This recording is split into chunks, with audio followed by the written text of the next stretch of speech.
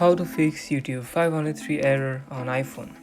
Seeing a 503 error when trying to watch YouTube on your iPhone? This usually means YouTube servers can't respond. But don't worry, this fix is usually on your end. Let's walk through it. First, make sure YouTube itself isn't experiencing the issues. If YouTube servers are fine, the issue could be on your network. Try switching from Wi-Fi to cellular data or vice versa.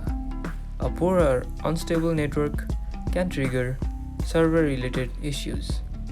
iPhones don't have a direct Clearcast option, but you can offload the YouTube app. This removes temporary data while keeping your login info. Once done, reinstall it from the App Store. A quick restart can reset background services and network connections, which may solve the 503 error. If the error still shows up, consider resetting the network settings. This will delete saved Wi-Fi passwords but can fix deep connection conflicts. For that, go to Settings and in the search bar, search for Network Reset.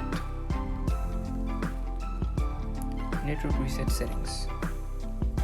Click on Reset and just tap on Reset Network Settings. And there you go. One of these steps should clear the 503 error and get you back to watching videos on YouTube without any hiccups. Thank you guys for watching and see you guys in the next video. Don't forget to smash that like button and subscribe for more videos like this.